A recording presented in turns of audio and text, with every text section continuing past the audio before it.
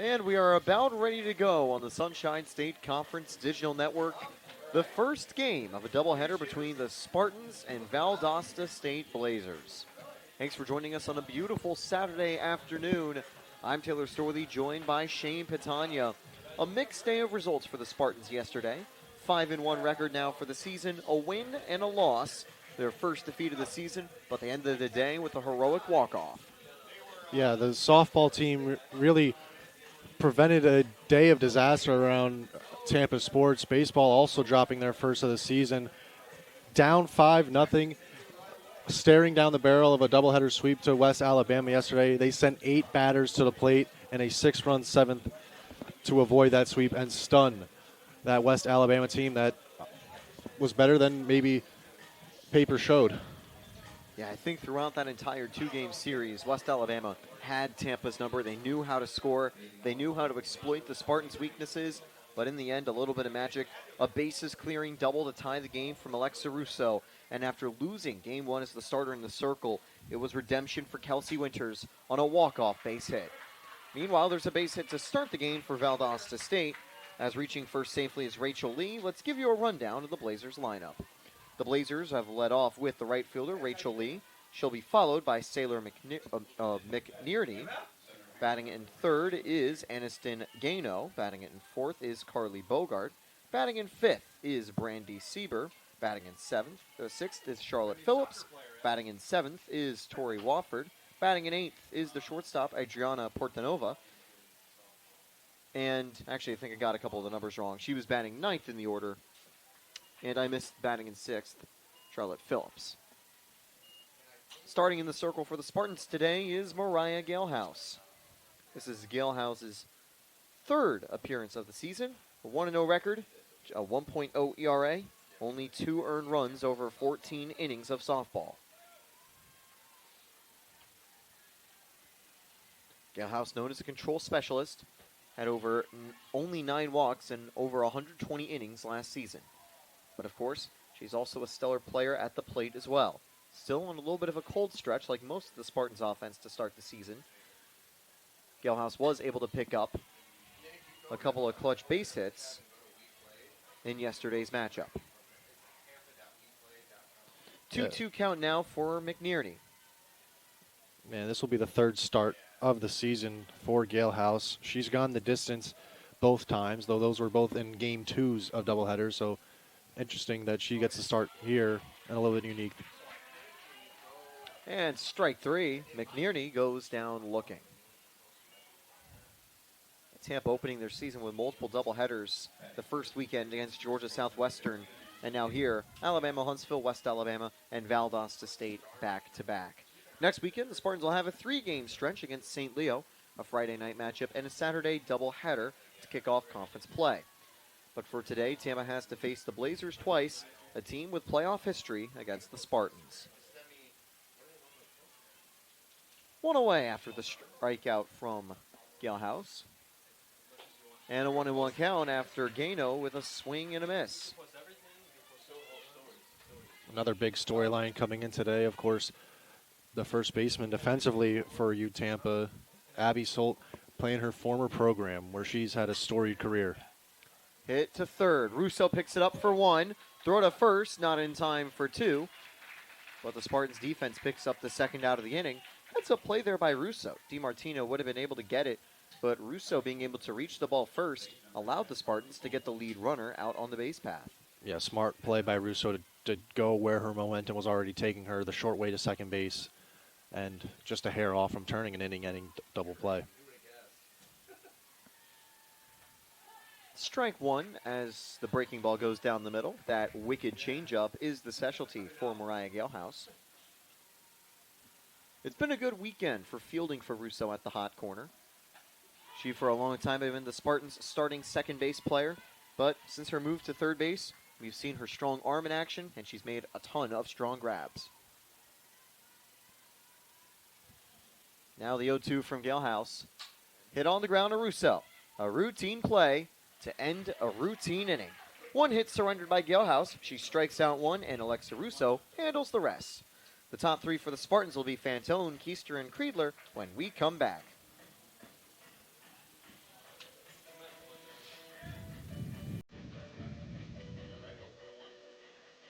Kreidler. Whoops.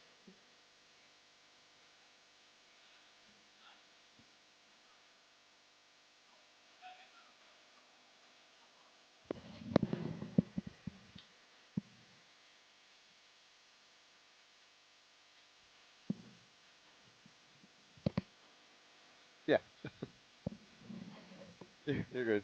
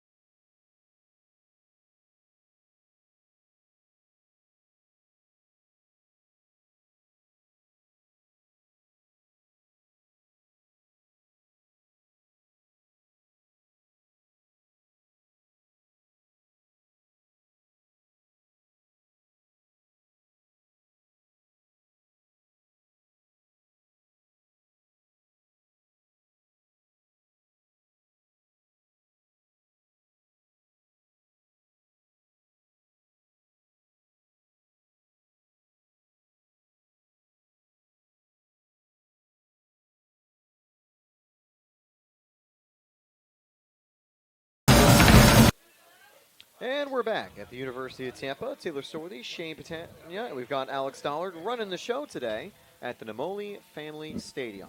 Here's your lineup for your Tampa Spartans.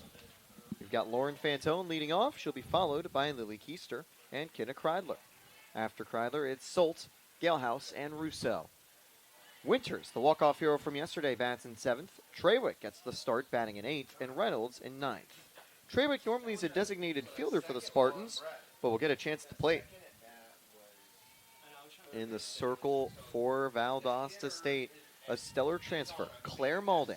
She's gone the distance in all 4 of her 4 starts and has struck out 32 batters over 26 innings, boasting a 4-1 record with just 1 defeat. Yeah, Florida Gulf Coast product. High praise from her former coach, Coach DeRose, saying that Malding has a formidable array of pitches that produced great results last season. She is strong enough to eat up a lot of innings for our staff. Our staff got a lot better once she committed to FGCU. I know the Blazers have to be ecstatic to have a player like Malding to be able to front line their rotation. She'll have a busy weekend, including tomorrow as Valdosta State wrap up their Sunshine State Conference weekend matchups. They opened against Florida Southern yesterday, winning 5-0 and 10-8. They enter today with a 4-3 record. After taking on number 10th ranked Tampa today, they'll travel to St. Leo to close out their weekend against the Lions. This is another Gulf South Conference team that, in the all-time record books, has had Tampa's number. Tampa is 16-35 in total against the Blazers, as that'll be a catch in left field. One away, Fantone can't get on the board. And that was Phillips making the catch out there. Good play by Phillips. We saw some good left field play from Hatcher yesterday on West Alabama. And we'll see if there's more coming today from the Blazers. Now it'll be Lily Keister at the plate for the Spartans. Keister's had a strong start to the season, batting .368, .400, and .368. Keister usually features as that sort of number 2 base advancing player in the Spartans line of construction, even though her stats this year would actually suggest she's one of the strongest players on offense. It's good to have a player who can do both, with a lot of strong sacrifice hits and bunts, but also be able to get on base to set up the offense. Keister is going to fall behind 0-2. Good spot from Malding. Yeah, Taylor, that 1 and 2 duo, currently top 2 on the team in batting average. One of 3 players is Keister batting over 300 on the year, and the third is Kreidler standing on deck. Kreidler with over a 500 on-base percentage at this stage of the season. Still very early days, but it's good when you're able to get on base over half the time on 10 tries.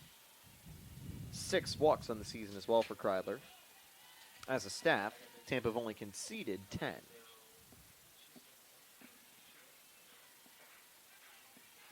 Now the 1-2 to Keister. flared foul. Valdosta State wearing red and black, Tampa wearing white and black. Sort of a reverse of yesterday when Tampa wore the all black jerseys and wore red on Friday. Valdosta State sort of copying the color scheme of the Tigers. That'll miss, and it is 2-2.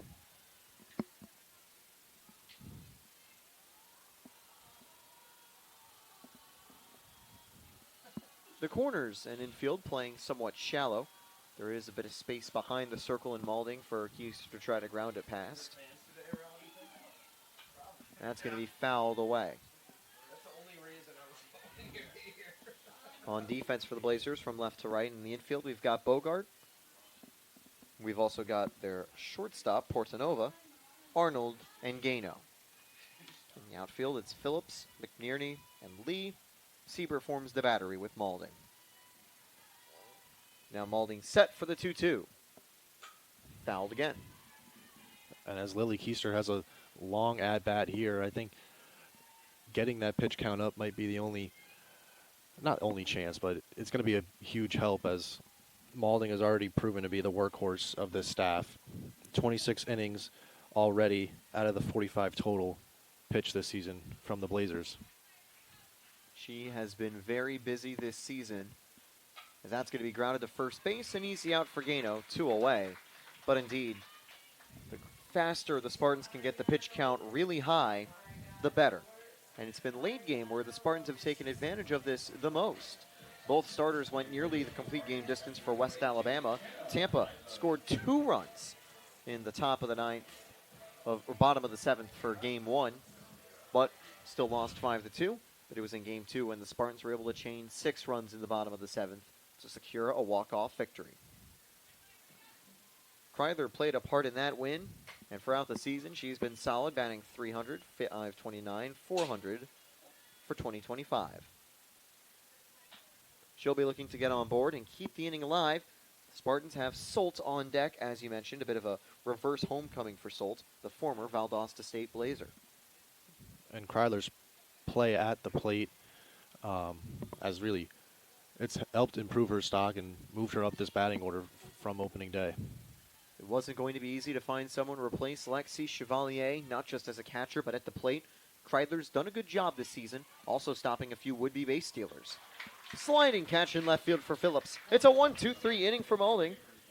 And that nonchalant slide gets the Blazers out of a jam before one even starts to spread.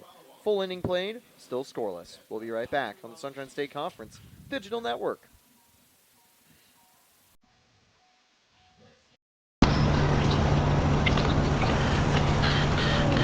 There's a place somewhere between beach and bustle, steeped in warmth, bursting with growth. A place where the cutting edge blends with the crafted edge, and community and connection form across classes and cultures. There is a place where people go shoulder to shoulder instead of head to head, where opportunity doesn't knock, it pounds, and the grind and the grand happen side by side. There is a place at the heart of a city where inspiration arrives in quiet moments and possibilities ring out in concert with our past. And we're back at the University of Tampa on the Sunshine State Conference Digital Network. Softball begins with the opening game of a doubleheader for the Spartans. Gilhouse opens the inning with ball 1. Nope, strike 1 on the outside corner. Good location to find the zone. Good news for Spartan lacrosse fans. Women's lacrosse is winning 16-6 on their road trip to Rollins. That's going to be grounded to DiMartino, and that is out number 1. Here's the Spartans defense from left to right. We've got Russo, DiMartino, Reynolds, and Solt. In the outfield, it's Fantone, Keister, and Trawick. Creedler and Galehouse are the battery. Notably, of course, Trawick starting in right field because Galehouse is in the circle. Galehouse is the everyday right fielder when she's not pitching. And also notably, DiMartino, while she's out of the lineup as a batter, she remains as the new designated fielders. There's a swing and a miss. The classic vintage special from Galehouse, the wicked changeup. Maybe the best changeup since Pedro Martinez. Many people are saying that, and by many, only me, but some of the teammates would probably agree. It's been her go-to offering throughout her entire tenure with the Spartans. 1-1 count, especially when you pair it with her strong fastball.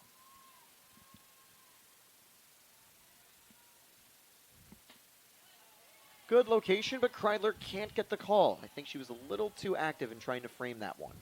And I go back to talking about the defense. Another thing to note, Trawick batting 8th. She'll be making her first appearance in the batter's box once she's due up. That would be 4th or 5th next inning. And DiMartino still playing defense, but will not be in the lineup today. 3-1 here from Galehouse to Phillips. And that is strike 2. No fear from Galehouse as she finds the zone. Second base player playing a little further back. And that ball's going to be headed right to DiMartino. Picks it up before the hop, and that's out number 2.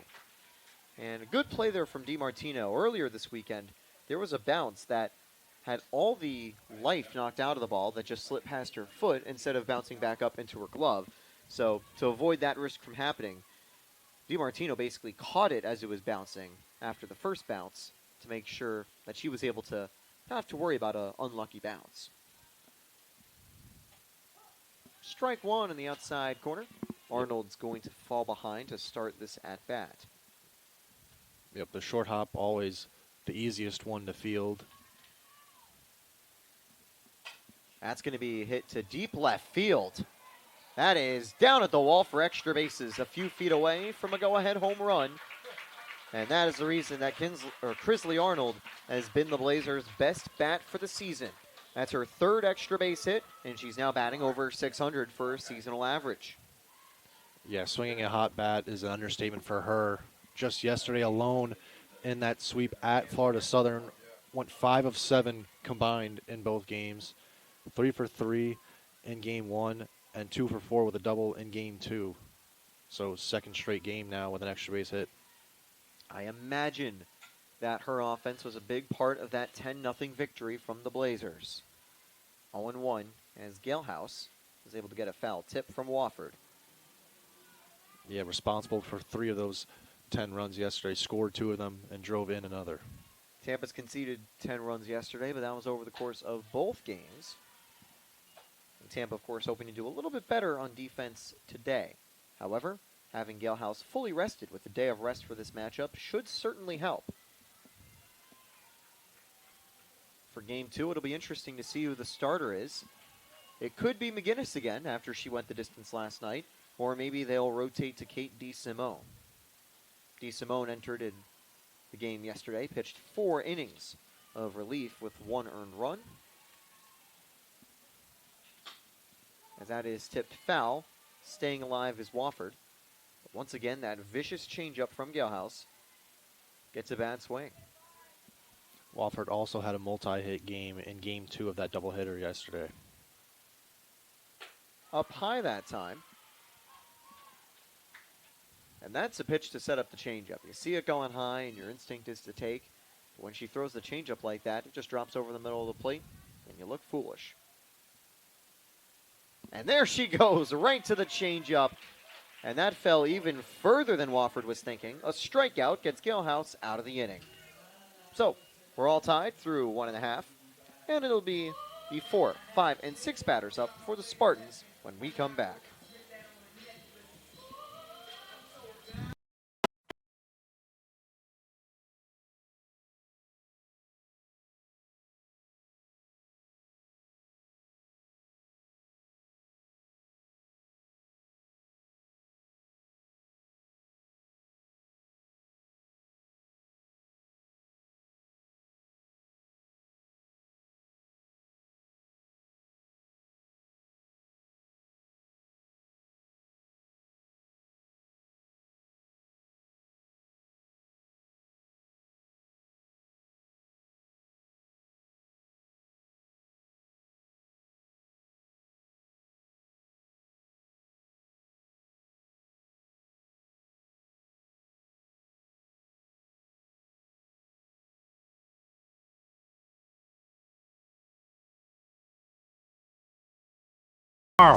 We are deep. And we are just about ready to go. Continuing the bottom of the second between the Spartans and Blazers. Ultimately, Tampa sports continuing across many different sports today. I know, Shane, you recently gave me an update for the Spartans in Montevallo in Game 2. They are tied at 1-1. Even though Skylar Gonzalez was the starter, he remains undefeated as a Spartan, as the loss actually went to Eli Thurmond, who I think just wasn't perfect out of the bullpen, but Thurman's a pretty reliable guy. He should get back on track soon. Solt should also get back on track, too, after a somewhat quieter Friday night performance. But Solt really stunned Spartans fans when she cleared the fences back on Thursday.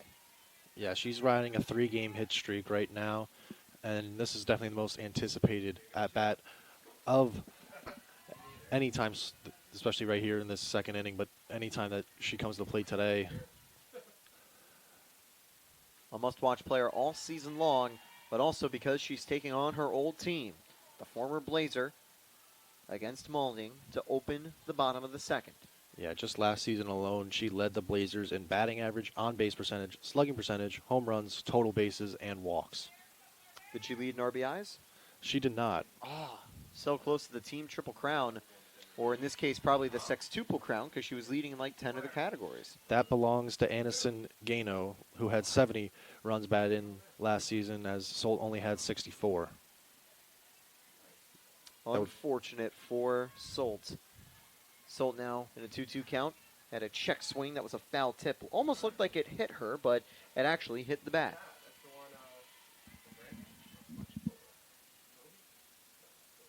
Swing and a miss. Fooled by the changeup.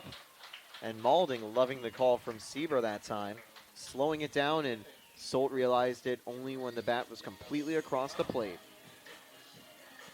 Though you might think for Solt playing against her former team, obviously playing against a lot of former teammates, 4 of them from last season are in the starting lineup. This is a very transfer-heavy, or a lot of influence on this roster comes from transfers, a lot of JUCO products. But in the circle, there's no familiarity whatsoever.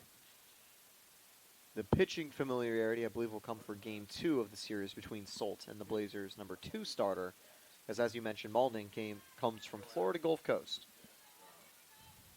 0-1 now to Gale House. The duel of the pitchers at the plate and in the circle. Especially at the D2 level, you know, both teams do have their homegrown products that they're able to develop over their time at the colleges, but a lot of strength also comes from transfer players for Tampa. Coming for players like Solt, players like Winters and Moore. For Valdosta State, you see it with players like Maulding. And for all Spartan sports as well, transfers really do fill sort of a lifeblood of the roster. It just makes the homegrown players pretty special, as Galehouse is going to get on board with a base hit. Perhaps the spark that Galehouse needs to turn around her early struggles this season has been dropped in the batting order a little bit, and before that at-bat came in batting way under the Mendoza line at .067. That's just her second hit this year. Galehouse sort of moving from 3-4 to the 5th, sort of as part of the heart of the order. As with one aboard, they're expecting a bunt from Russo. Russo had that clutch double yesterday that was able to tie the game in the bottom of the 7th. But you know as well, Coach Cantor kind of follows that NPB-style vintage order construction similarly used by SoftBank Hawks manager Hiroki Kakubo last year, where Kakubo had Kensuke Kondo, the team's best batter and one of the best players in the Pacific League, batting in 5th for the majority of the season. We're seeing the same here with Galehouse, the team's arguable best player on offense, batting in 5th. We can say the same thing about on the other side in the visitors' dugout with blanking on the name. Crisley Arnold, obviously the team's best bat right now, but has not jumped up into that upper third or even really heart of the order. Popped up and foul, so a count goes 1-2 to Russo. But with that stolen base from Galehouse, looks like Tampa kind of changing it up. Normally in this situation, you'd expect them to drop down a sacrifice, but they caught the Blazers off guard by sending Galehouse, and she reaches safely for, I believe, will be her first stolen base of the season. I am incorrect. This is her third. She's tied for the team lead. But that also, again, accentuates how strong of a player is for Galehouse. Could call her a 7-tool player, not only being able to pitch well for strikeouts and command, but has the 5 batting tools: power, speed, contact, fielding, and whatever the 5th one is that I was forgetting. Talking about stealing bases, Galehouse is only the 3rd player in total to have at least 1 stolen base recorded this season. It's been her, Reynolds, and Keister.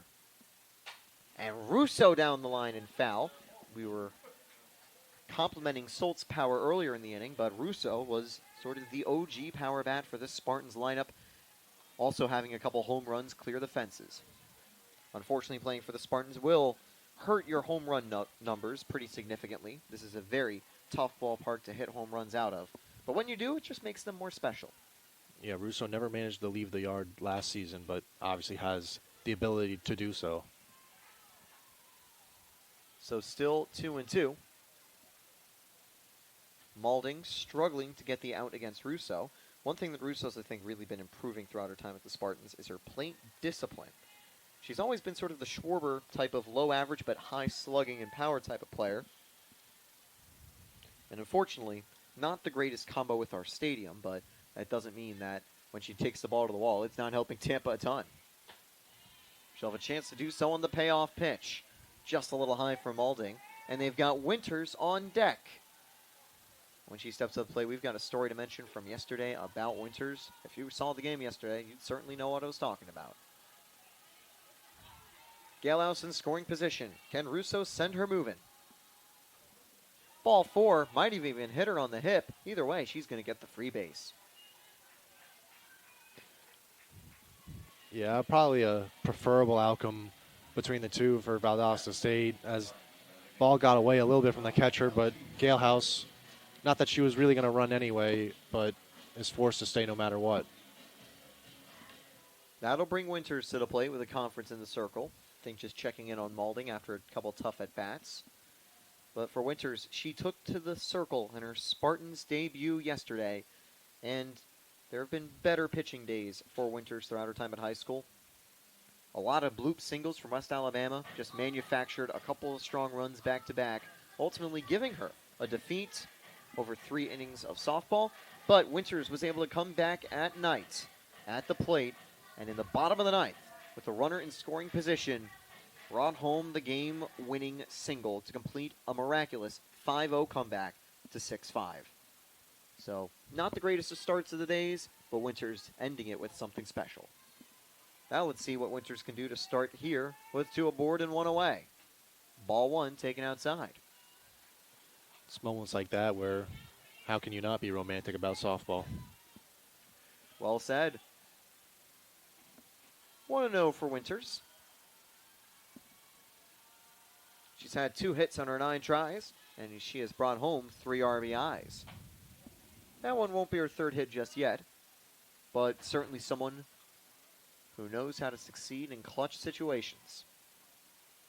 That's a big thing, I think, for Tampa as a whole. They're hitting .221 as a team, but they've still outscored their opponents by 3 runs this season, 19-16. And they have a 40-point differential in batting average for them and their opponents. That's just because Tampa is better when the cards are stacked against them or when they have runners in scoring position. Yeah, That's great traits for a team to have. yeah, finding ways to win in close games is really an intangible and something that you kind of can't teach. But of their 5 wins already this season in just the first 6 games, 2 wins already via walk-off. Line drive down the line by Winters, foul by a few feet, would have scored both runs.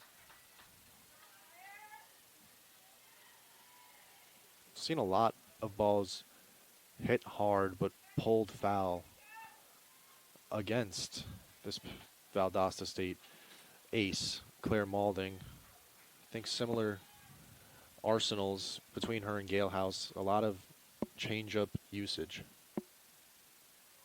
Here comes the 2-2 from Maulding. Missing up high for ball 3. That high fastball, mid-changeup combo, a very popular one, especially with the rising action of a softball motion, makes it incredibly tough to track.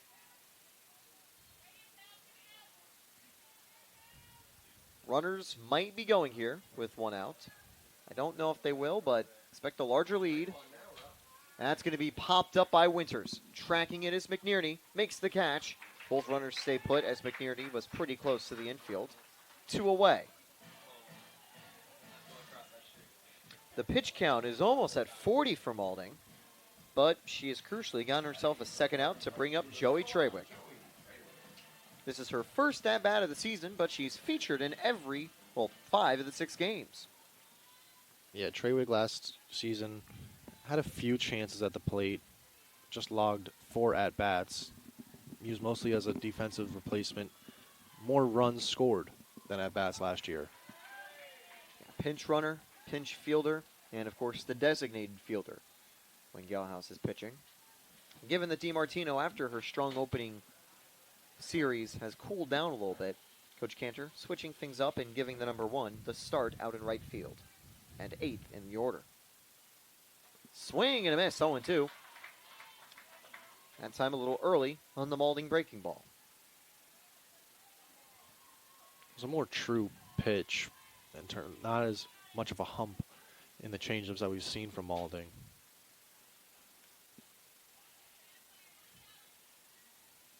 The 0-2. Up high. But yeah, a little less break. For Galhouse, the pitch can move a lot. It'll go up and very far down, but a little more deception for Maulding where it mirrors the fastball with less break, but really get the batters to swing with a really rough timing rather than rough location. Popped backwards. Good job by Trawick to stay alive.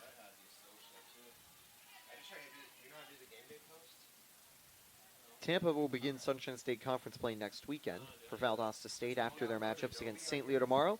They'll take a road trip to Tennessee on the 15th and 16th, playing against Union. That'll kick off their conference play as well. So close, but not strike 3. It's 2-2. Valdosta State fans a little surprised, but it just missed inside.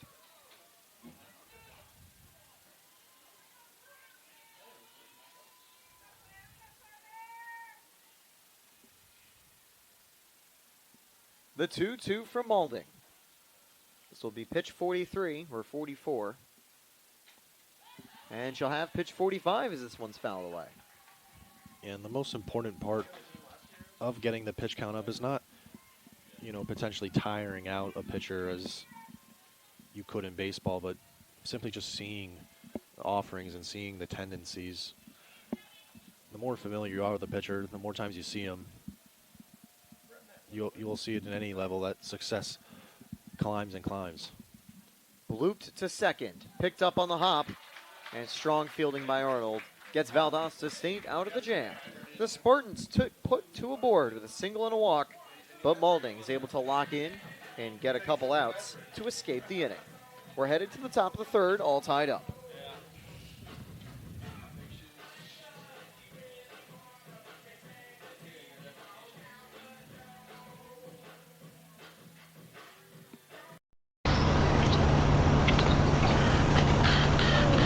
There's a place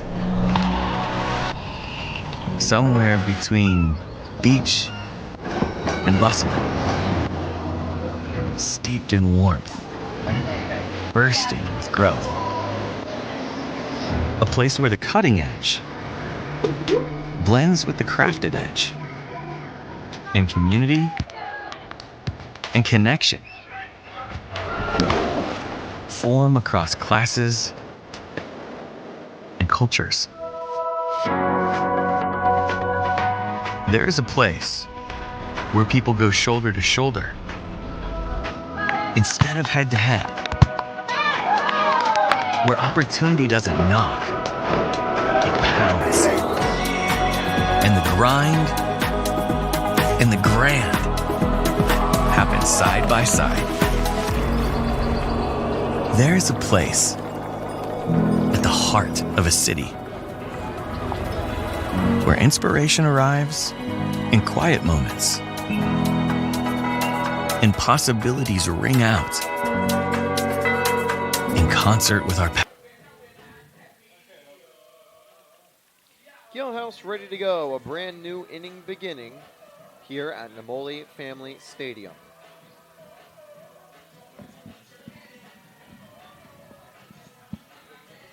Portanova leads off for the Blazers. Their shortstop will be looking to get them on board. Galehouse had a quick 2 innings. Did give up 2 hits, but also stranded both runners on base. Squared up for a bunt, but pulled away for ball 1.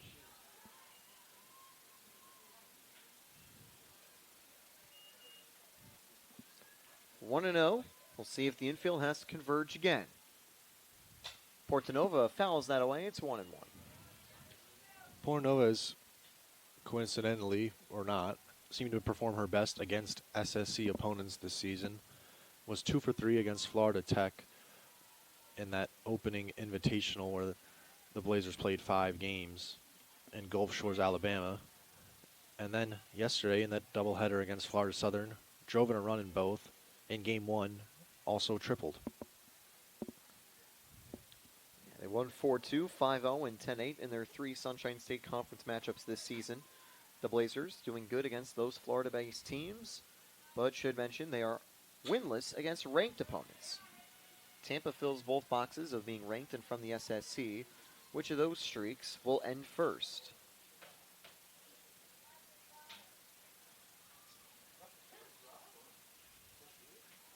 Actually, I just realized neither of the streaks would end if the Spartans win.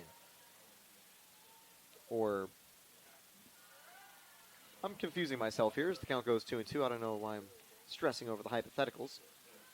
Portanova, falling behind in the count, has leveled it back up at 2-2 with that take.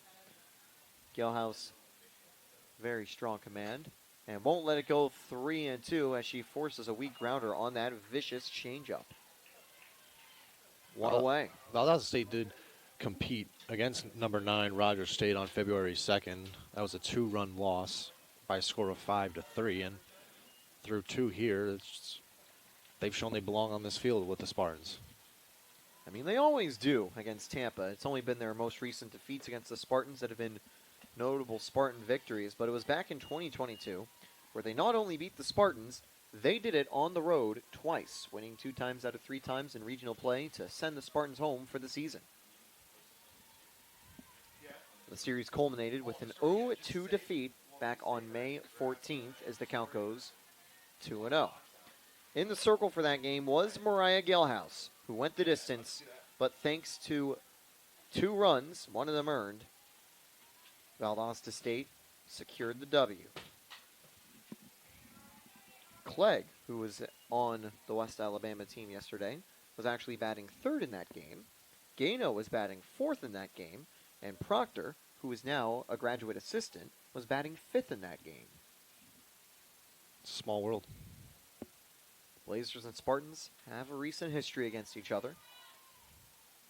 Over 10 appearances, or almost 10 appearances, in the last 3 years.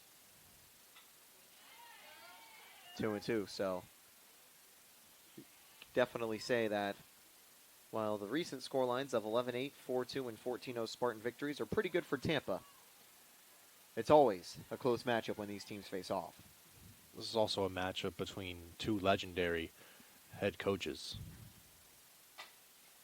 Picked up in the circle, 2 away now.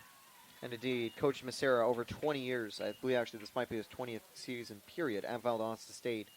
And we don't need to introduce Cantor's legacy with our Spartan softball program as well. Although you can if you want to. No, for Macera, last season would have eclipsed his 1,000th career win and 800th alone with the Blazers. An incredible legacy with Valdosta State. It makes sense why they're able to land so many transfers. That's going to be grounded to first base. Russo picks it up and puts her foot on the bag. I was wrong. It was Solt, not Russo. I was getting Alexa confused for Cole, who's the first baseman for the Spartans usually on that play. But either way, Solt helps Galehouse with a 1-2-3 inning. And we'll be back in the bottom of the 3rd.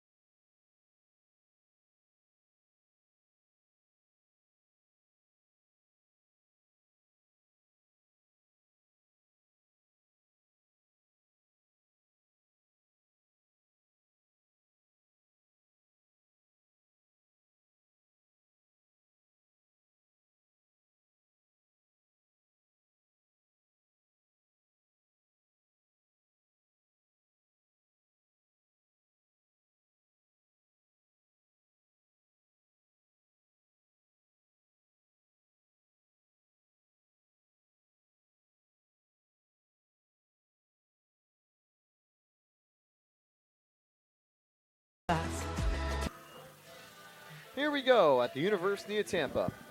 Taylor Storthy, Shane Patania. We've got Alex running the show. Thanks for tuning in on the Sunshine State Conference Digital Network. For Maulding, it's been 1 hit, 1 walk, and 1 strikeout so far over 2 innings of scoreless softball. She'll face the bottom of the order and the top of the order. Reynolds, Fantone, and Keister. And Reynolds' first at bat ends 1 step out. Good play by Portanova to avoid letting the runner aboard. So we'll roll back to the top of the order. The Spartan veteran Lauren Fantone will lead off. In that 14-0 win last season against the Blazers, Fantone was 1 for 3 with an RBI. Yeah. However, today she started with a flyout. Be interesting to see what Tampa's able to do the second time through this order, having already seen 46 pitches the first time through as a team. 47 misses up high for ball 1.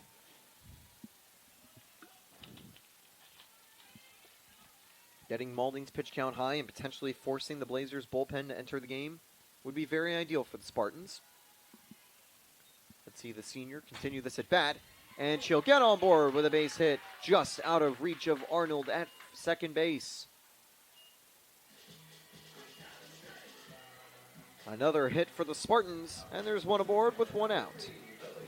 And so far this season, the key to success against the Spartans is to keep their top 3 off of the base paths. The only 3 batters reaching base at a 400 clip or better, although Lily Keister has not walked this season. So same on-base percentage, or excuse me, that's a slugging percentage that's low.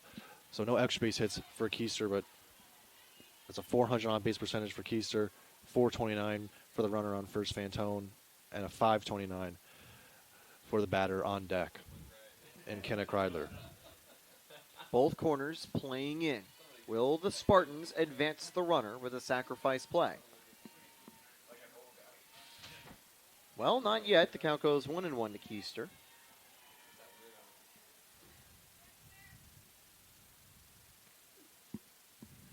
Looking across to Rollins, Spartans women's lacrosse winning 22-7. Spartans women's basketball on the road at Winter Park, currently in front 34-31. So 2 good openings for the Spartans as they feature in conference play, as that's fouled away for 1 and 2. Out of conference play, also going well so far for the Spartans too. It's not on our live stats page, but U Tampa Baseball is also taking on Montevallo today.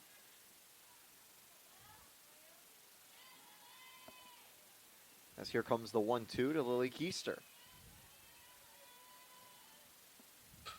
Foul. Tampa's currently beating Montevallo 3-2 in the top 3rd. Still a long way to go, though.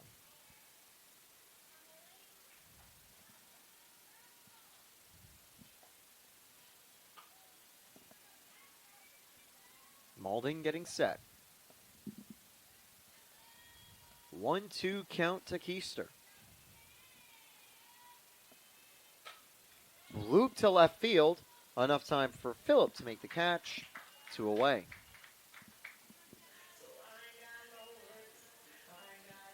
Kreidler now at the plate. The heir apparent to Lexi Chevalier. The Spartan legend has a good replacement, though. Tampa's 18 with a great start to the season. You mentioned over a 500 on-base percentage, Shane. Yeah, I think the most impressive part of the production so far, too, is that she's caught a bulk of the innings, probably somewhere around 90%. I think that number actually could be 100% this season for Kreidler, as that's fouled away, unless she didn't start as a catcher in the opening weekend. She has started as the catcher in all 6 appearances, or all 5 appearances today for this weekend's series of games, and I assume she'll make it 6 for 6 next time against the Blazers. That game, scheduled to start at 4, will start about 30 minutes when this game concludes.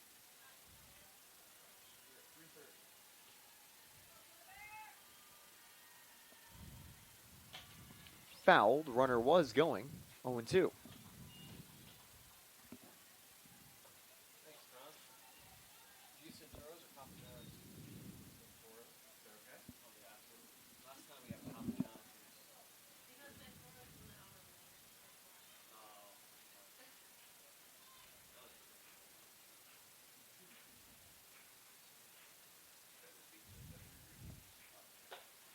The 0-2 just missing to make it 1-2. Close call there for Maulding.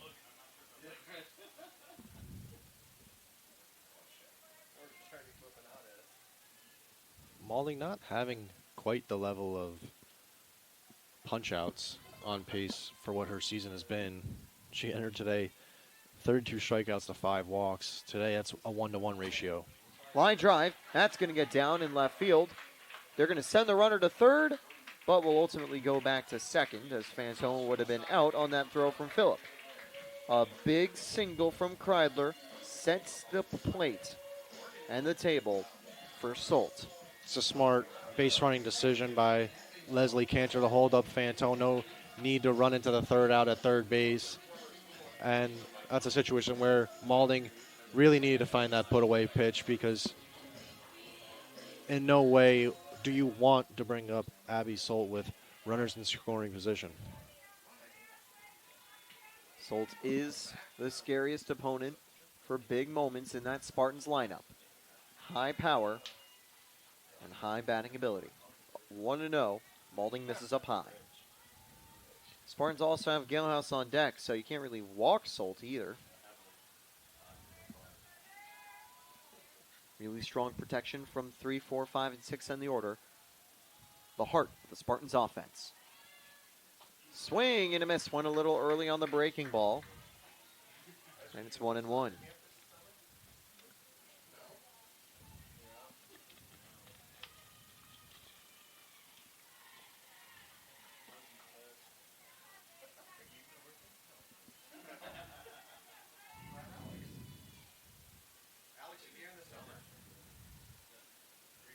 Maulding set.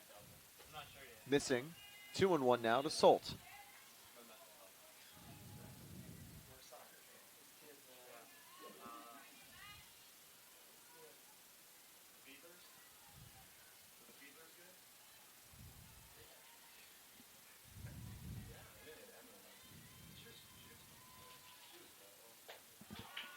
And there's the second strike to Solt.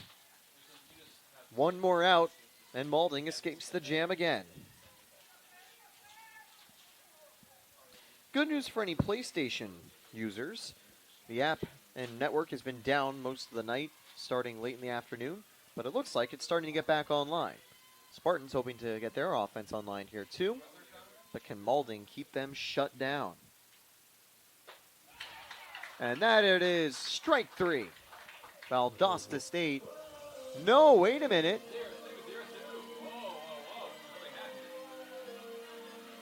Is there a violation or is there a foul tip? We're going to go again. Yeah, home plate umpire Christopher Wirt put his hands up immediately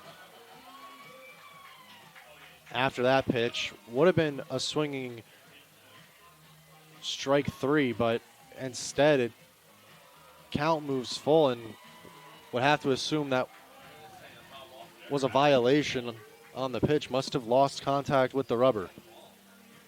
That is unfortunate for Maulding, as the inning does not come to an end, and instead will be set to continue with a full count and a quick chat in the circle for Valdosta State to get reset. Yeah, that's head coach Thomas Becerra out there in the circle. He immediately came out of the dugout and was clearly not happy with the umpire team. But now it'll be a huge full count pitch here, and with the runners forced, they'll be running on the pitch too to add to the drama here in the bottom of the third. Still early on, like we saw last night. It's never over until it's over. But Tampa would love to take the early lead. The pitch count will go up by one more at least for Maulding. Runners will be moving. Ball 4. Bases are full for Mariah Galehouse. Interesting, though, that Maulding didn't go back with the same offering. It was a four-seamer that got a swing and miss from Solt the first time, but that time went with a cutter and missed pretty wildly. Wanted to go to the outside corner, bait a swing as it broke away, but couldn't get it. Galehouse line drive, the Spartans lead. And that takes an awkward hop. 2 runs will score. 3 runs coming home. A bases clearing double for Mariah Galehouse. And what a turn of events.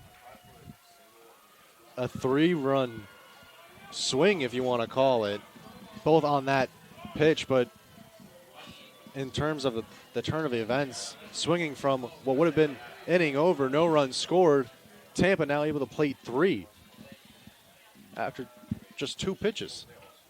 One moment, one little misstep by Galding has completely turned things around for the Spartans. Catch is made in the sun in right field, and Maldi will end the inning on that Russo flyout. But Galehouse, a resurgent extra base hits, puts not 1, not 2, but 3 runs on the board for the Spartans. 3-0 lead for Tampa through 3. We'll be back.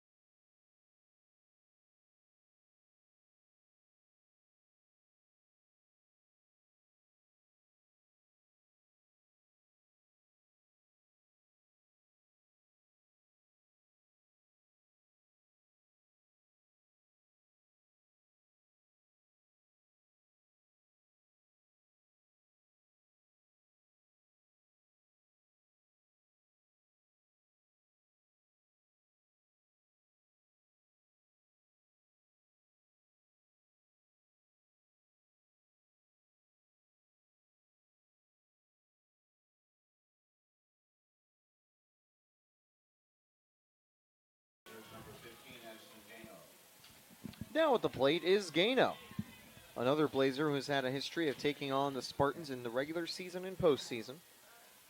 Welcome back to the Sunshine State Conference Digital Network, as that's fouled away. You know, Shane, our fortunes were turned around thanks to that massive base hit. Yeah, there's been some Namoli Family Stadium magic already on this 11-game homestand. I think that was just another Magic part moment. of it, yeah. 0-2 now, as it'll be Galehouse continuing from the circle. She was able to give herself her own run support with that bases clearing double. Hit to left field. Easy catch for Fantone, 1 away. Yeah, I think the official scoring will go down as 2 runs driven in, and then the third scored on that error by the left fielder Phillips. Just couldn't corral on the hop, and most importantly for the Spartans, and least fortunate for the Blazers, couldn't keep the ball in front of her. Yeah, ended up falling behind her, which gave plenty of time for the runner from first to make it the rest of the way around the base path. Big swing and a miss on that falling changeup by Bogart. So Galehouse consistently staying efficient in the circle, and has not been a power pitcher to start this season, but has already matched her strikeout total. Now it's up to 4 on the season. In the past, Galehouse has been known for a lot of strikeouts, but you know, this year, focusing a little more on command and entrusting her defense. But today, her changeup is moving pretty well. And it's helped her keep any runners from reaching without having to earn it with the bat. Still has not walked anyone this season. The 1-2. Low and just missing. That'll bring the count to 2-2.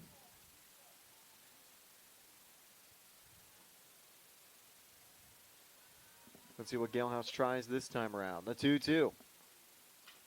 Fouled away. Just got a piece of it. Bogart grounded out to third to start the ball game. for second time now through the heart of the Valdosta State order. And that'll be strike three. Another one for Galhouse. Bogart saw a steady diet of changeups in that at bat and still really never able to make the adjustment. That's just how difficult of a pitch it is to hit coming out of the hand of Galehouse. So here comes Sieber now. The fellow senior also falling behind 0-1. Galehouse has been a lot more economical with her pitch count. That was just her 50th of the ball game. But 51 is taken past the infield for a base hit out of reach of DiMartino. A two-out single for the Blazers.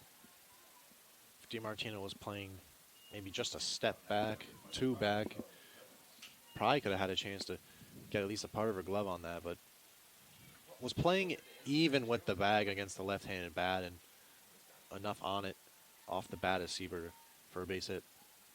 Phillips down at the plate has already made a couple catches in left field.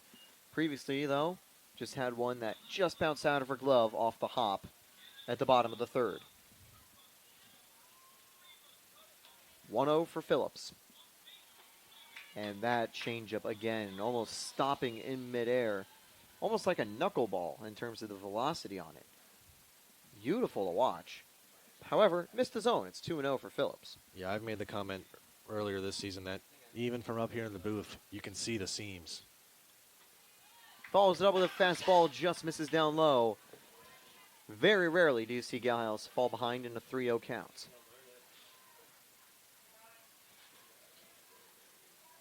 My announcer's jinx is one pitch away from coming true. And that is ball four. For the first time this season, Galhouse has given up a free pass. Since the start of the 2024 season, it's just her 10th walk. And that has been over the span of 135 innings. 2 aboard, 2 away. It does bring up Arnold, who had a double last time. We'll see if Galhouse does better against the freshman right here. Arnold is not your average 7 batter. Strike one. So really a pretty poor time for Galehouse to choose when to allow her first free pass of the season. That's going to be flared out into left field. It is caught on a diving play by DiMartino. A tough landing, although I think it knocked out of her glove at the catch, so we'll go again. She had it all the way in her glove until she hit the ground. Did not survive the ground, and probably fitting as the biggest football game of the year is tomorrow. A bit of a face plant on that landing, too, for DiMartino. Tough to hold on to the ball right there. But the good news for Galhouse, the very next pitch ends the inning. Her first walk of the season, she retires the side. I will give credit for DiMartino. That was an impressive play, even though it barely slipped out of the glove. So, we're headed to the bottom of the fourth. DiMartino won't get a chance at the plate because she's the designated fielder. I almost forgot. Winters, Trawick, Reynolds up next.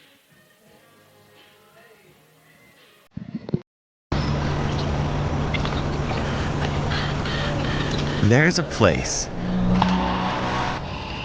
somewhere between beach and bustle, steeped in warmth, bursting with growth. A place where the cutting edge blends with the crafted edge, and community and connection form across classes and cultures. There is a place where people go shoulder to shoulder instead of head to head, where opportunity doesn't knock, it pounds, and the grind and the grand happen side by side. There is a place at the heart of a city where inspiration arrives Bottom of the fourth, we're ready to resume on TampaSpartans.tv on the Sunshine State Conference Digital Network. Tampa holds on to a 3-run lead thanks to that Mariah Galehouse hit previously. And this one is likely going to be caught by Portanova. Everyone converging. Phillips makes the catch, and it's the first down for Maulding in the new frame. Winters now 0 for 2 today. Yeah, the way Portanova was tracking that ball, it really never seemed like she wanted a part of it. Could have made the catch if she absolutely had to, but Phillips made the long run in from left field to make it just a few steps off of the infield dirt. Easier to go forward to make the catch than backwards. Trawick at the plate. And she'll take strike one. Changeup hitting the inside part of the plate.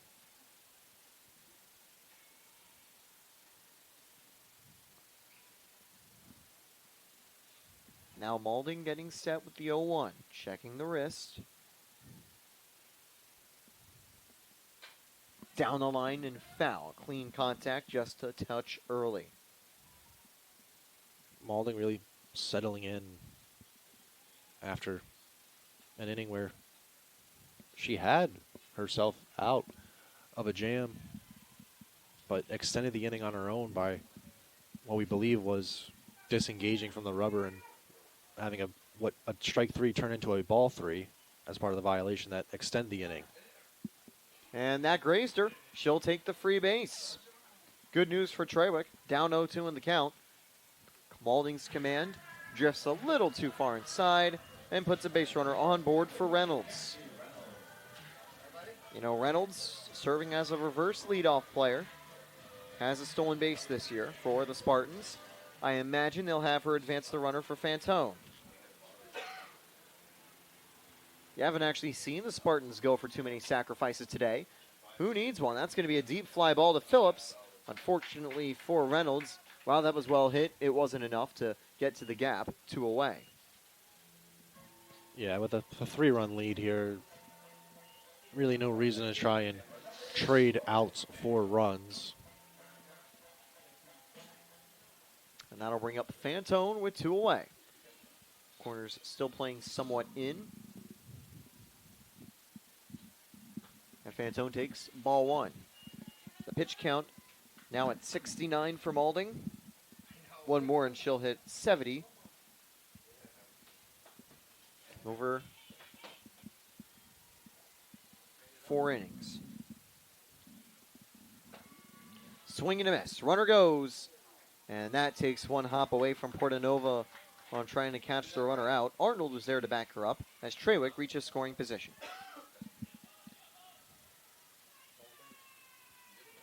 Good stolen base for the Spartans. It's their 9th of the season.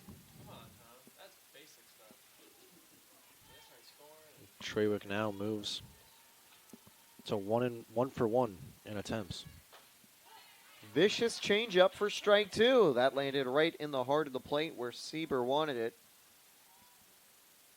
And now Fantone in danger of the inning ending on this very next pitch. The 1-2. Missing high, ball 2.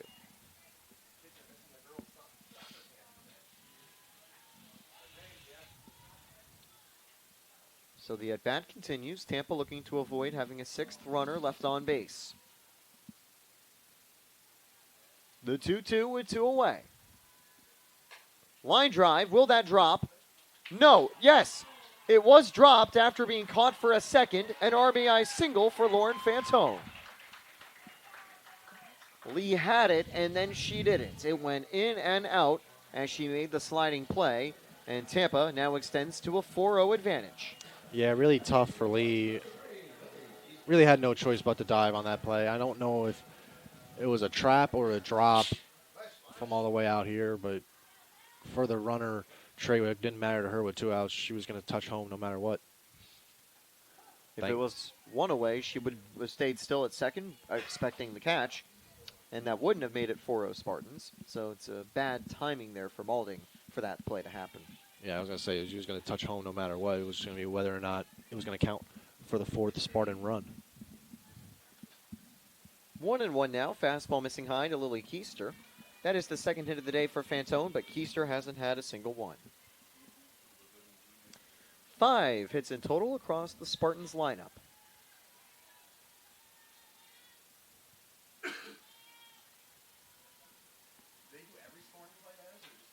Blooper up the middle, and caught on the run by Arnold, and that'll end the inning.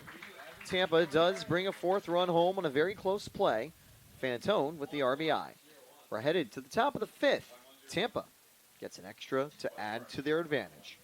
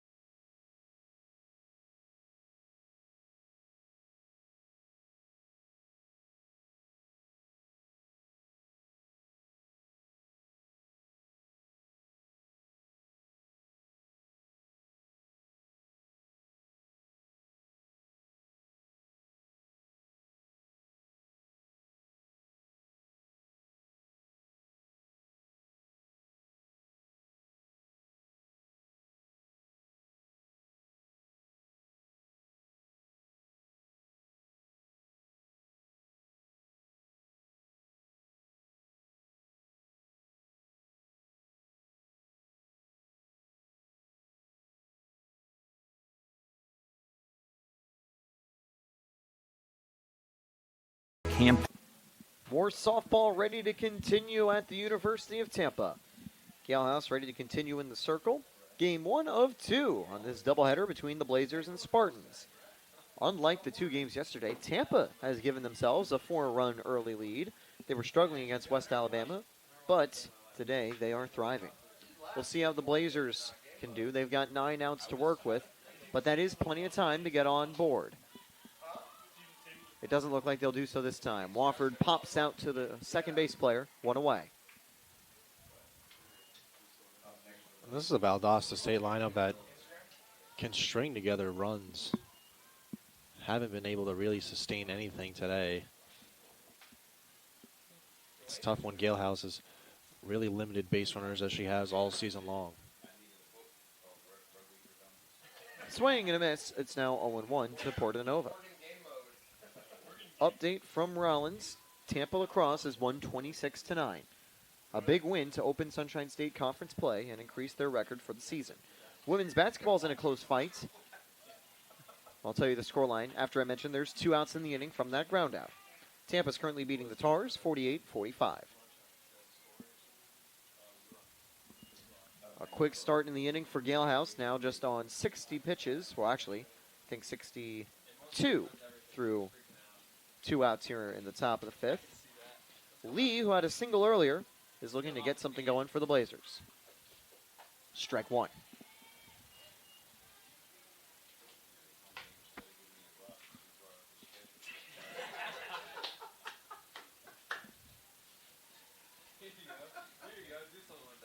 Here's the 0-1.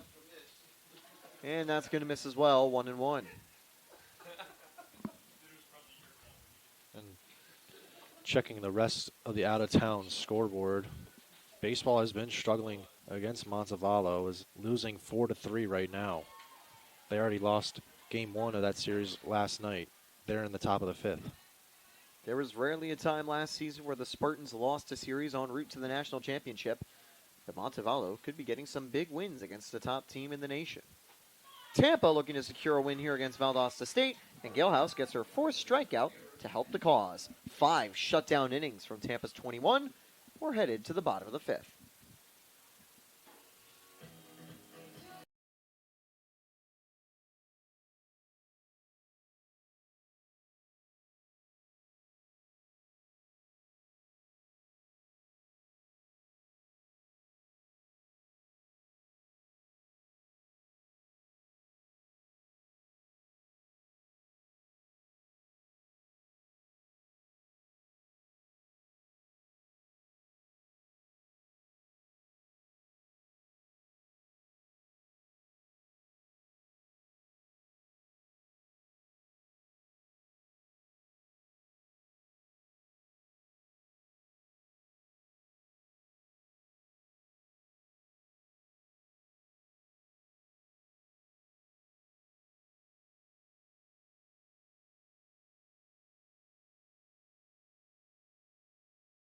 we're creating tomorrow. Maulding ready to resume. Now at the plate for the Spartans is Kreidler.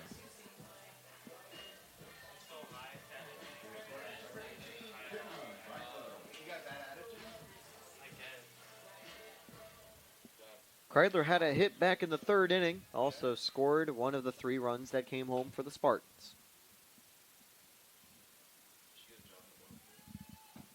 Strike one. COVID years, redshirt years have given some of the Spartans core a couple extra seasons of softball, but there will be players leaving next year like Fantone, Keister, and Galehouse.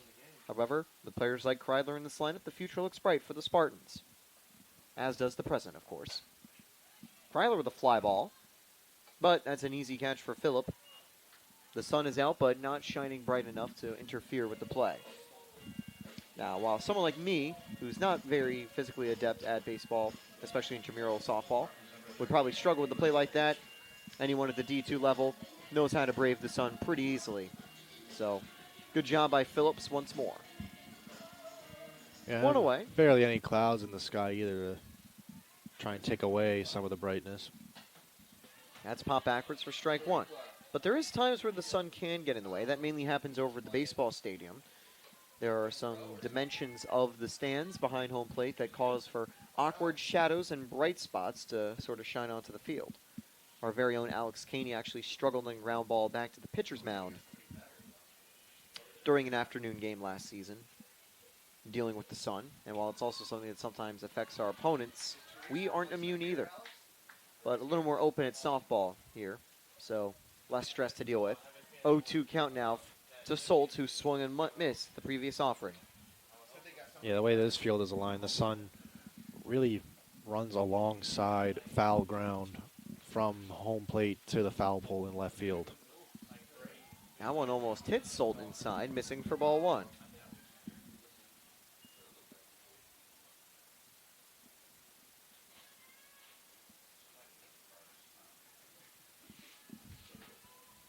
The 1-2 from Maulding.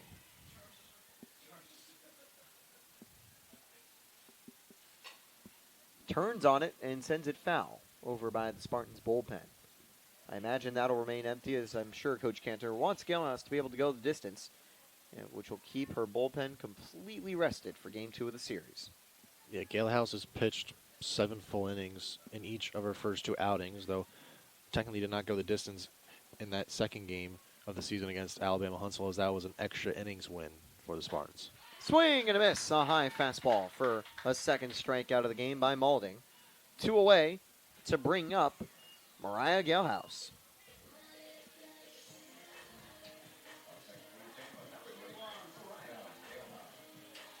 Galehouse started cold, but has really started to heat up.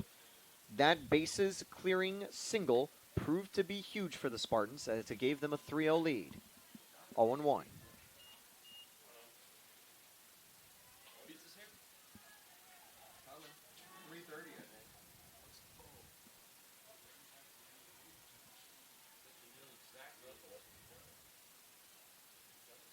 Maulding getting set. Hit sharply on the ground. Bounces past Portanova on a high hop. A third hit of the day for Galehouse. 2 away, and the Spartans have a base runner. Hit hard on the ground by Galehouse. Portanova really just misjudged the dive. That was not a chopper, but had some knee-high hops the whole way and just brought her body level down too low to have any chance of that. Although in softball, really any play in the hole that a shortstop field is going to be very tough to throw a runner out. Line drive by Russo, foul. That could have scored Galehouse from first if it stayed fair. Russo had an out earlier in the game, which ended the previous inning. In her first at-bat, she got aboard via free pass.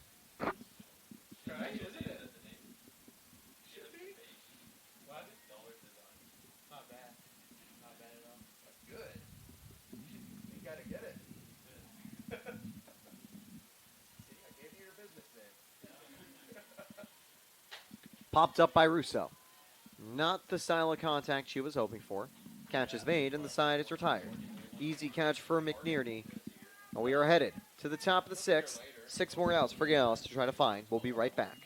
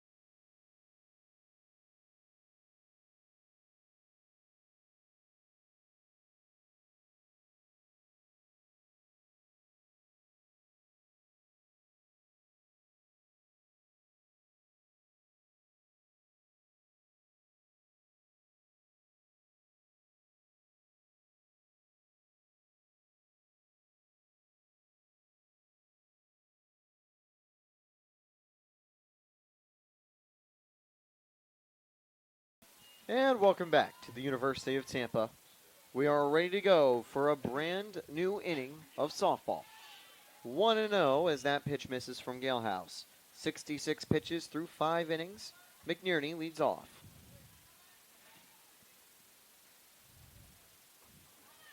That's a swing and a miss. It's 1-2. McNerney, one of just 4 returners that are playing in this game 1 today. And that is going to miss as well. 2-1. Enter with the second best batting average on the team, 500, but 0 for 2 today. Hit into right field. That's a base hit. Throw from right field is a second away. Heads up, though, by Trewick to try to get the runner out. The Blazers start the top of the 6th with a base runner. So McNerney's batting average just 1 hit away now from being back to 500. Trewick, though, I think it's neat that to even attempt the 9-3 putout, but really only beat by 2 steps. 0-1 as that one's fouled away.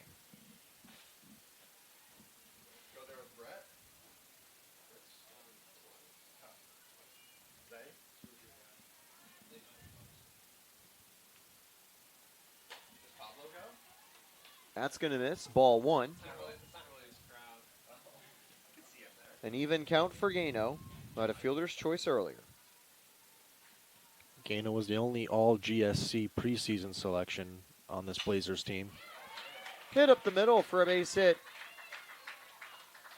The preseason all-conference player getting aboard. So showing why she was picked. Was a second-team all-conference player last season. 1 away for Bogart. This is exactly what the Blazers were looking for. A chance to get on board. And that is strike 1, hitting the low part of the zone.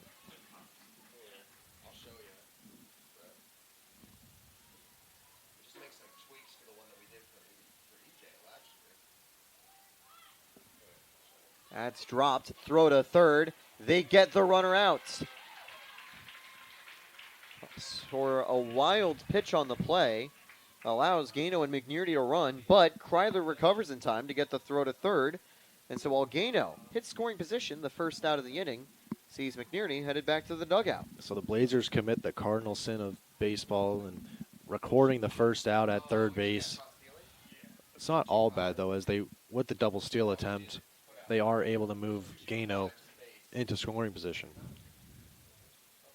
They do avoid a double play opportunity and remove the force out at third, but obviously having 1 out on the board, definitely not amazing when you could have had 0, and still this pretty good situation. That's going to miss up high. Ball 2, good take by Bogart. She went down swinging back in the 4th. Because, yeah, no matter what, they'd still have a runner in scoring position right now, but whether that came with no outs or one is a big difference.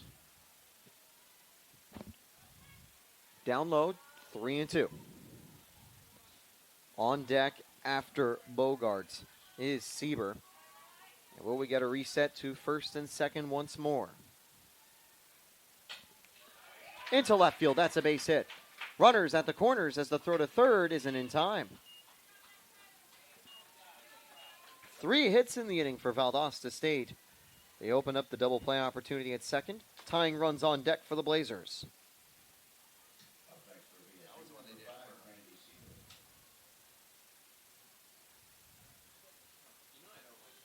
Cantor coming out, and I can't imagine there would be a pitching change here. There is no movement as far as I can tell in the Spartans bullpen. But here in this 5th inning, the Blazers have gotten to Galehouse for sure. Now up to 6 hits allowed, and the previous frame, she surrendered that first walk of the season, but it's all base hits here. Tampa has a really deep pitching staff, so if they do need to make a change in the circle, they've got plenty of arms that could do it. Cantor showing faith in Gauss to get out of the jam, but obviously, third time through the order can usually spell better results for the opposing teams. First pitch, ball 1 just missing. Yeah, and it's a versatile pitching staff, too. McGinnis or DeSimone, you'd have to imagine either one could be the first out of the pen here in Game 1. Both have made 2 relief appearances already this season. Hit foul, make it 1-1.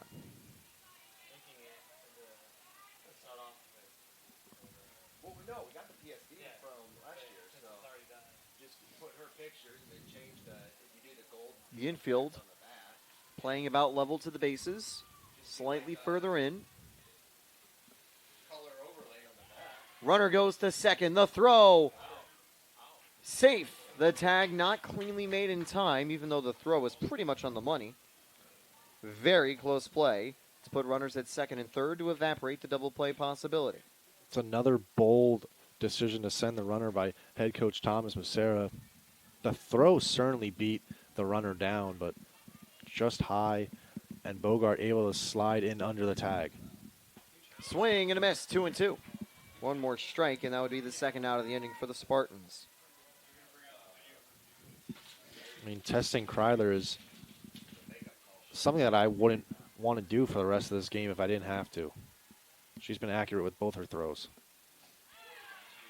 Ball 3 on the outside. No, strike 3. There was no movement from the umpire, but headed back to the dugout after going down looking at Sieber. 2 away, and for Galehouse, it is her 5th strikeout. 2 runners in scoring position. Sieber really needed to find a way to put the ball in play there. That's going to hit the zone for strike 1. 0-1 to Phillips. By the way, today's umpires are Christopher Word and Andrew Danawa. Those 2 different than the other 2 we've had throughout the weekend so far.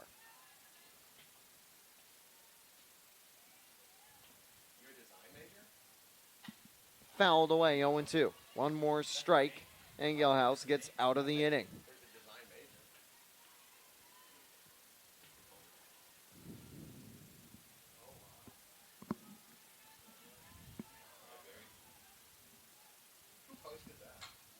Hit on the ground, went off of the batter.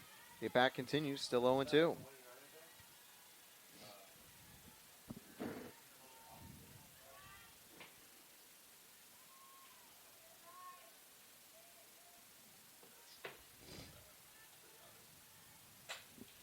That's going to get down in right field. 1 run scores to end the shutout, but a quick relay from Trewick keeps the runners at the corners. The Blazers are on the board, and they do convert in this clutch situation. Looked like Gillis would have a good chance to get out of the jam, but Phillips stays alive and brings one home. 4-1 still, the Spartans lead.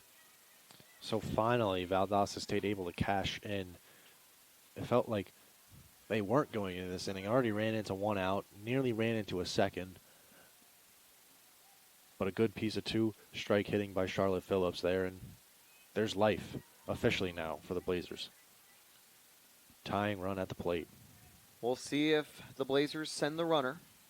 First pitch to Arnold. She'll drive it down the line and foul. 0-1. And we've established it already, but Arnold, despite batting 7th in this order, perhaps the most dangerous bat in this Blazers lineup right now.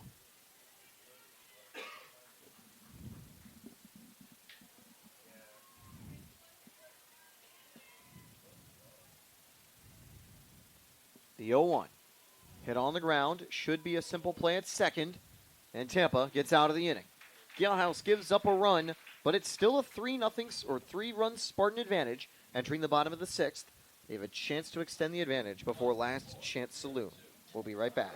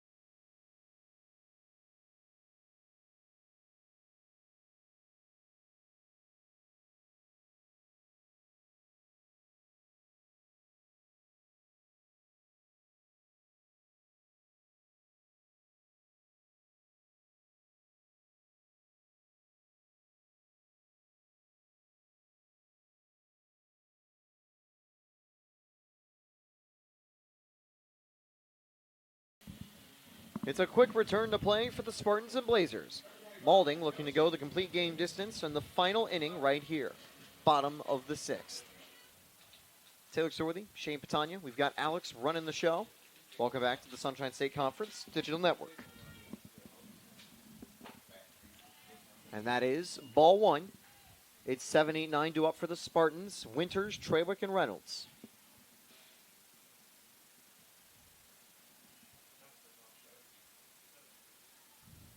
Here's the 1-0. That's going to miss up high for ball 2.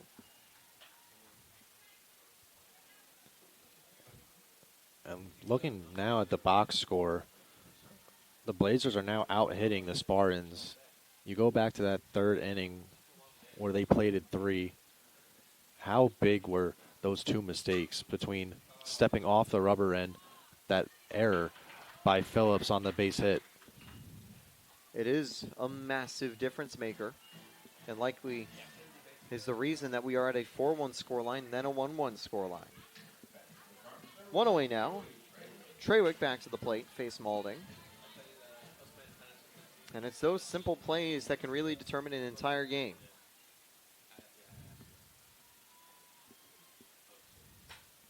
First pitch to Trawick is fouled backward.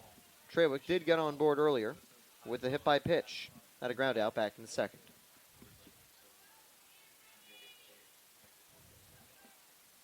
It's 0-1 to Trawick.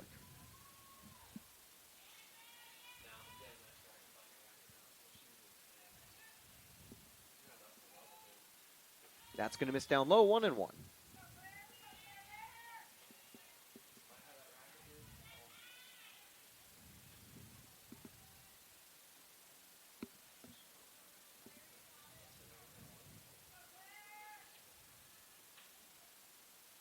Maulding set to go. Swing and a miss for strike 2. Maulding's pitch count over 90, but has improved on the efficiency ever since it really started to ramp up in those first 3 innings.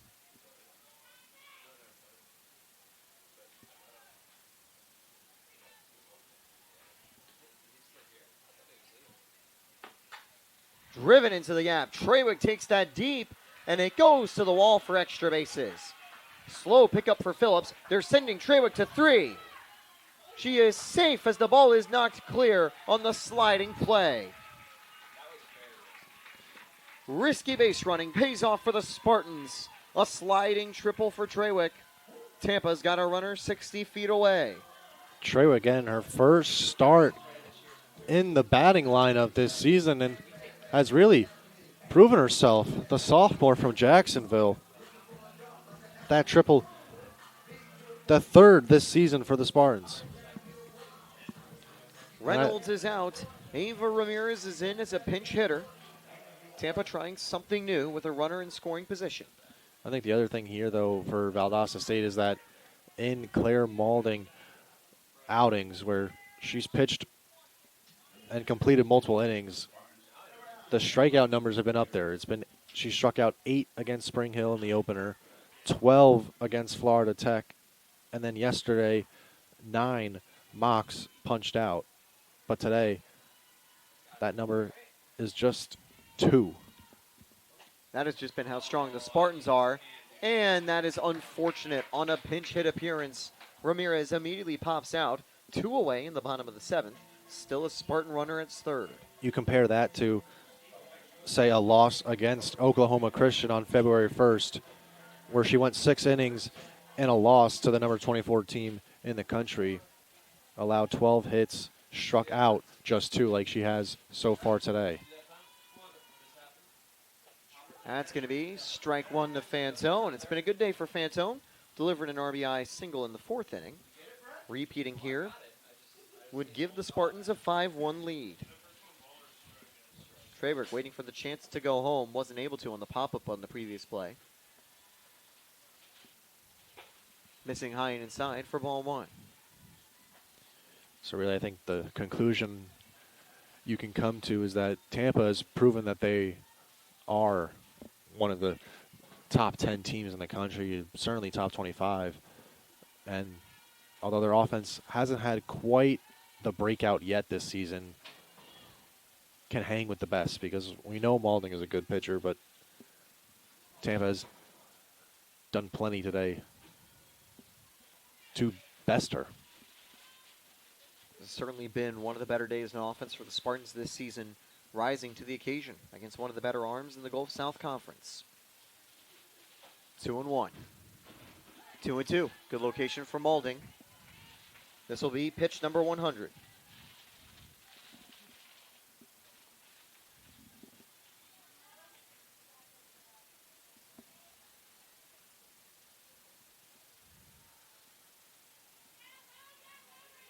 Big chance from the 28 to the 8. High, ball 3. Keister on deck. Will the inning end? Or will we get another at-bat? Quick conference in the circle before the payoff pitch. Adding to the pressure, adding to the tension. Bottom, or top of the 7th coming up next. Valdosta State will have their last chance saloon. At the moment, they need to find 3 runs before 3 outs. There'll undoubtedly be Galhouse in the circle to try to shut the door. They'll also have their 3 bullpen arms ready for a potential save. Yeah, I think it was a smart conference by Massera there. I think you could see those last couple of pitches. Maulding laboring a bit, wiping the sweat from her face with her jersey, taking a long trip around the circle in between pitches and reaching down to grab dirt and try and wipe away any of the sweat. A big pitch here. Outside for ball 4. Just missing the outside corner. A full count walk to put Fantone on board. Good discipline by Fantone in a situation like this. And that'll bring up Keister with 2 away. Maulding might be running on empty. She had 2 appearances yesterday against Florida Southern. Also had 1 in the 3rd innings of relief. Strike 1. I do imagine that she won't feature in game 2 against the Spartans unless it's a crazy extra inning matchup.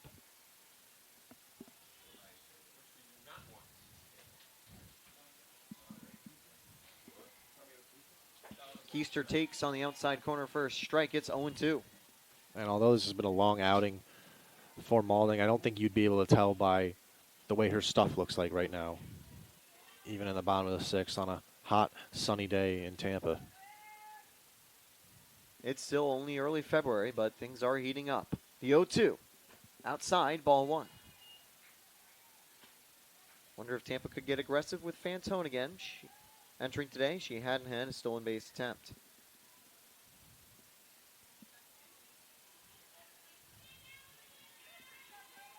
Gets her sign. Here's the 1-2. Outside again, 2-2. Tough calls on that part of the plate. Yeah, these last two left-handed batters, Maulding trying to pound the outside for the put-away pitch, but hasn't been able to find it.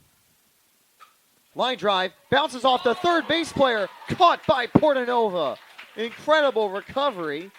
The 5-6 catch gets the Blazers out of the jam. Portanova was shifting to the right, expecting the ball to be hit that way. Wasn't expecting the deflection off Bogart, but still was able to read and make an impressive catch to strand two Spartan base runners. We're headed to Last Chance Saloon, top of the 7th. Up next.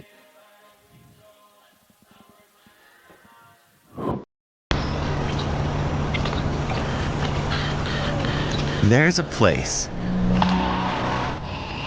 somewhere between beach and bustle,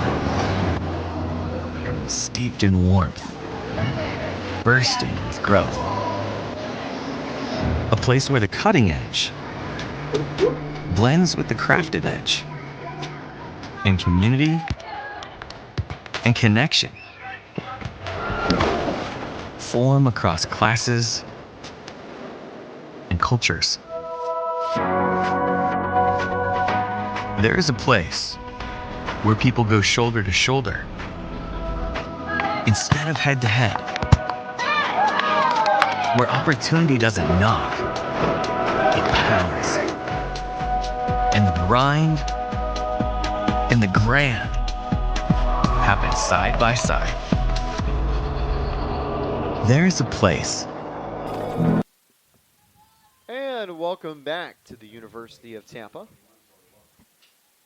Taylor Storley, Shane Patania, and Alex running the show as we bring the top of the 7th to you live at Amole Family Stadium. For strike one, Gale House looking to get a complete game shutout. Wofford, Portanova, and Lee stand in her way. 0-1 for Gale House. Well, not a shutout anymore. She did concede one run in the previous top of the 6th. Still trying to hold on to a 3-run lead. It's 1-1. But we'll be trying for her second complete game in 3 starts this year.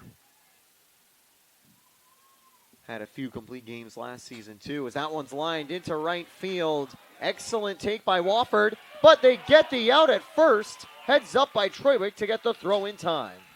Troywick tried to get one of those earlier this afternoon. The runner beat the first attempt by 2 steps. That one, a bang-bang play, goes in favor of the Spartans, and I really just think it's been that kind of afternoon for the home team, although the last out of last inning was definitely a lucky bounce for VSU. Fouled away. It's strike one for Portanova, who was a beneficiary of that lucky bounce to end the previous inning. At the plate, though, she's had 2 groundouts to the pitcher. Yeah, and talking about Gale House and finishing games and going the distance, 5th out of her 15 starts last year, 11 were complete games. She has been the Spartans' workhorse for a while, and that is certainly going to stay the case this season. Her and McGinnis look to be the front end of the rotation. We'll see if McGinnis is the Game 2 starter or if they cycle to DeSimone or Winters. 1-2, though. Gallus, of course, has to still finish Game 1. Portanova down in the count.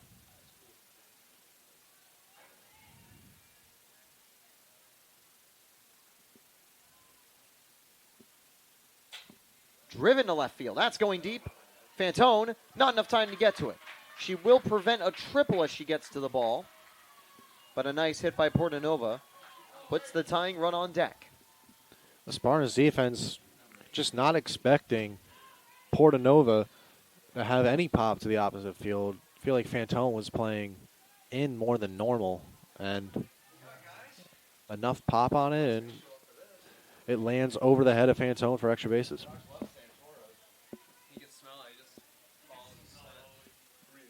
First pitch coming up from Galehouse.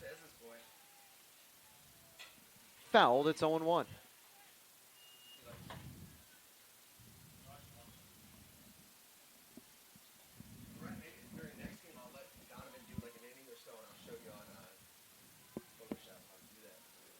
Fourth time through the order here. Of course, it's better if you're Blazers to have seen that changeup already 3 times in at-bats. You're more experienced for it for that 4th time. Let's see what we can do here with the 2-strike count. And last inning, the Blazers were able to string together 4 hits. So this time it's against the top of the order. Popped up. Easy catch for Solt. There's 2 outs here in the top of the 7th. Blazers down to their final out.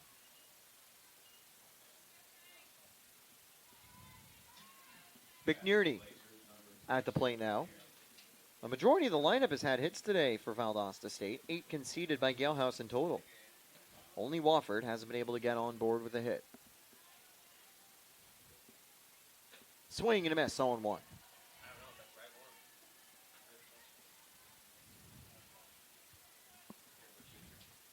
McNerney had 1 of those 4 hits last inning. The 0-1 on the ground to Solt, but in foul territory. That won't end the game just yet.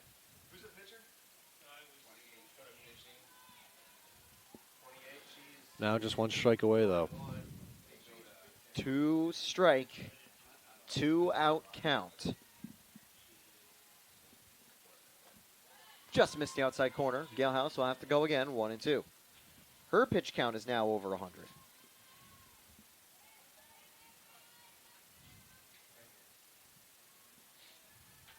Gales gets her sign. Did she go? No, ball 2.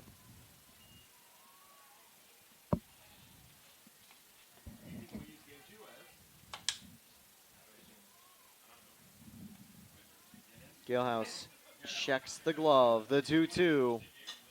Blooped to left field. That's in foul territory, but Fantone closes down the ball to make the catch, and that'll do it. Tampa improved to 6-1 with a 4-1 victory over Valdosta State. Galehouse, complete game, 1 run allowed, a 2-0 record now, with a still even 1.0 ERA. A big day for Galehouse at the plate. Delivered that impact hit to bring 3 runs home and ultimately secure the win for the Spartans. Tough defeat in the circle for Moulding. Battled through 6 innings with 4 runs surrendered and 2 strikeouts. Moulding will fall to 4-2 on the season. So, a tough loss for Valdosta State, but they get a chance to go again later today. Taylor Sorley for Shane Patania and Alex running the show. We'll see you in about 30 minutes' time.